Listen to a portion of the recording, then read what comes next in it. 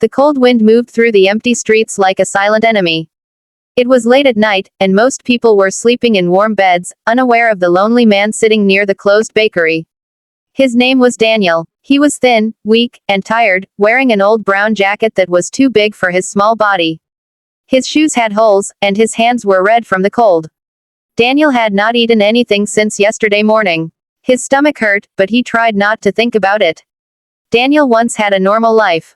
He had a small house, a loving wife named Emma, and a 5-year-old daughter named Lily. He worked as a bus driver and lived a simple but happy life. Every evening, he would come home tired, and Lily would run to him shouting, "Papa." Emma would smile and serve him dinner. Daniel believed his life would always stay like that. But one rainy night, everything changed. A truck hit Daniel's bus. He survived, but his leg was badly injured. He could not drive anymore. The company fired him because he could not work. Soon after, the hospital bills became too much. Emma tried to support the family, but her small job was not enough.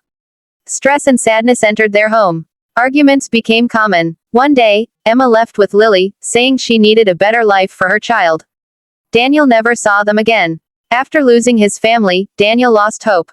He tried to find work, but no one wanted to hire a man with a damaged leg. Slowly, he sold his furniture, then his TV, then his phone. Finally, he could not pay rent and was forced to leave his house. That was how he became homeless. Now Daniel lived on the streets. Every day was a battle. Some days he found food in trash bins. Some days kind people gave him leftovers. Other days he slept hungry. But no matter how hard life became, Daniel never stole. He believed stealing would destroy the little dignity he still had. That night near the bakery, Daniel smelled fresh bread inside. The smell made his stomach hurt more. He closed his eyes and remembered the days when Emma used to bake bread at home. Tears came into his eyes, but he quickly wiped them away. He did not want to cry in front of strangers. Suddenly, the bakery door opened. A young woman came out carrying a small bag. She looked around and noticed Daniel sitting on the ground. At first, she hesitated. Then she walked toward him. "Are you hungry?" she asked softly. Daniel looked up, surprised. Most people ignored him. He nodded slowly. "Yes, very hungry," he replied in a weak voice. The woman smiled gently and gave him the bag. "These are some breads that were left over. Please take them." Daniel's hands were shaking as he accepted the bag. Thank you so much," he said. The woman sat down next to him on the steps. "What's your name?" she asked. "Daniel. I'm Sarah," she said. "How long have you been on the streets?" Daniel looked at the ground. 3 years. Sarah's eyes filled with sadness. "I'm sorry. That must be very hard." Daniel nodded. "It is. But I'm still alive. That means I still have hope." Sarah smiled. "You are very strong, Daniel." They talked for a few minutes. Then Sarah stood up. "I work at this bakery. If you want, you can come here every night. I'll give you leftover food." Daniel's eyes widened. "Really?" "Yes," she said. "Everyone deserves kindness." Daniel could not believe his luck. For the first time in years, he felt that someone cared. From that day, Daniel came to the bakery every night. Sarah always gave him food and warm tea. Sometimes she talked to him about her life. Sometimes she just listened to his stories. Daniel started to feel like a human again, not just a homeless man. One evening, Sarah noticed Daniel's leg and asked about it. He told her everything about the accident and his family. Sarah became very quiet. "My uncle owns a small repair shop," she said. "He needs a helper. The job is not heavy. You mostly clean tools and help customers. Would you like to try?" Daniel's heart started beating fast. "Do you think he would hire me?" "I think he will," Sarah replied. The next day, Sarah took Daniel to the shop. Her uncle, Mr. Harris, was a kind man. He listened to Daniel's story and gave him a chance. "You can start tomorrow, Mr. Harris said. "I can't pay much at first, but if you work hard, I will increase your salary." Daniel almost cried. "Thank you, sir. I will work very hard." Daniel worked honestly every day. He cleaned, organized tools, and helped customers. Slowly, he saved some money. After 2 months, he rented a small room. It was not big or beautiful, but it was warm and safe. One night, Daniel went back to the bakery to thank Sarah. "You changed my life," he said. Sarah smiled. "No, Daniel, you changed your own life. I just opened one door." Daniel looked at the sky and whispered, "Thank you, God." Years later, Daniel became a manager at the repair shop. He had a small apartment and a peaceful life. He never forgot the nights he slept hungry. Every week, he cooked food and gave it to homeless people in the streets. One evening, while giving food, Daniel saw a little girl holding her mother's hand. The girl looked at him and smiled. Daniel's heart stopped for a moment. She looked just like Lily. The mother turned and looked at Daniel. It was Emma. They stood silently. Tears filled their eyes. Daniel, Emma whispered. I never stopped loving you both, Daniel said. Emma cried. I'm sorry. I made a mistake. Life was not easy without you. Daniel knelt in front of the little girl. What's your name? Lily, she said softly. Daniel's hands trembled. I'm your father. Lily hugged him tightly. Daniel closed his eyes and cried. That night, Daniel realized something important. He had slept hungry, he had lived on the streets, and he had lost everything. But he never lost hope. And hope finally brought his life back. The rain fell softly on the quiet streets, washing away the dust and leaving small shining puddles on the road. Under a broken bus stop roof, a homeless man sat alone on a wooden bench. His name was Michael. He was in his early 40s, but his tired face and gray hair made him look much older. He held a small torn blanket around his shoulders and stared at the empty road in front of him. Michael had not always lived like this. Once, he had dreams, goals, and people who loved him. He grew up in a small town where everyone knew each other. His father was a carpenter, and his mother was a school teacher. They were not rich, but they were happy. Michael was a good student and a kind boy. He wanted to become an engineer and build big bridges one day.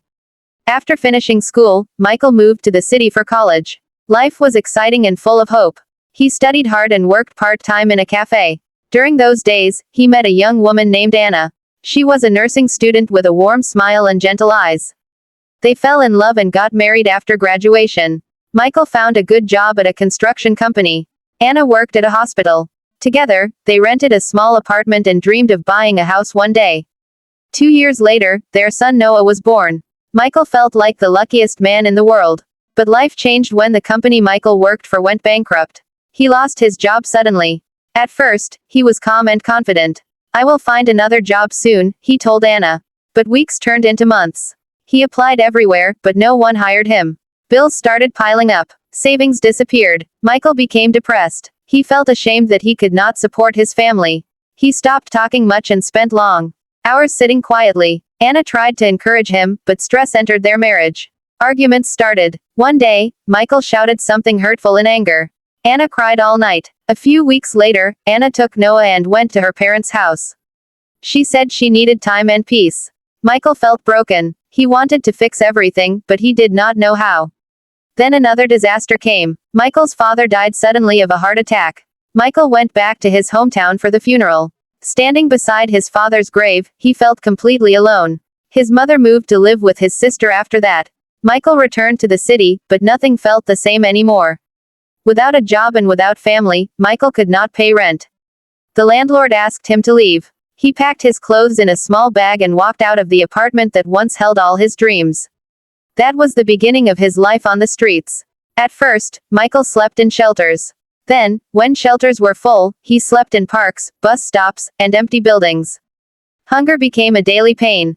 Some days he found food in trash bins. Some days kind people gave him coins or sandwiches. Many people walked past him without looking. Years passed. Michael stopped thinking about the future. He lived one day at a time. His only wish was to survive the night. On this rainy evening, Michael felt weaker than usual. He had not eaten since yesterday. His stomach hurt badly. He closed his eyes and whispered, God, please help me. A few minutes later, a small boy about 8 years old came running toward the bus stop.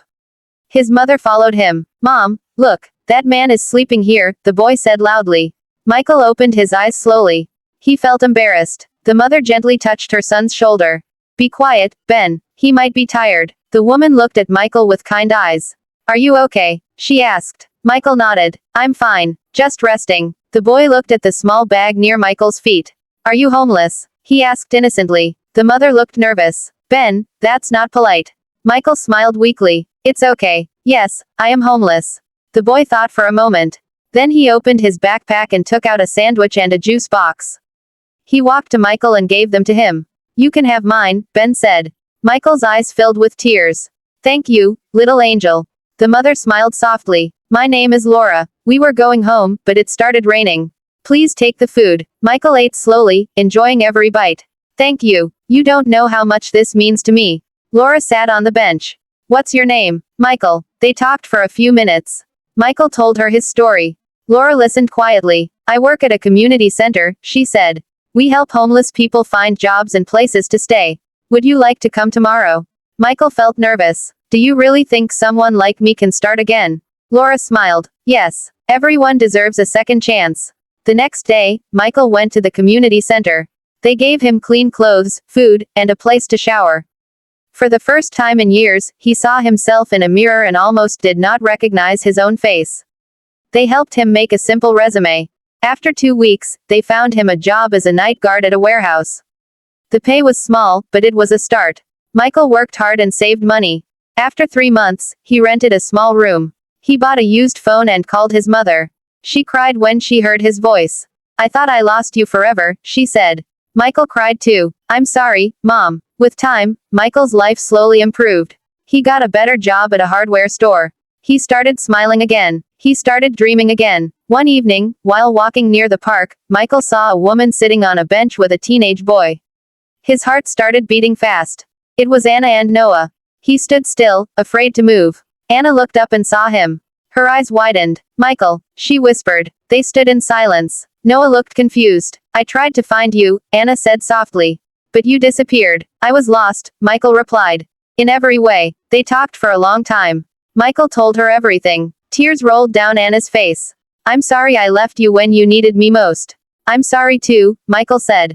Noah stepped closer. Are you my dad? Michael knelt down. Yes. If you want me to be. Noah hugged him tightly. That night, Michael realized something important. He had fallen very low. He had slept on cold streets and lived without hope. But one kind child, one gentle woman, and one second chance changed everything.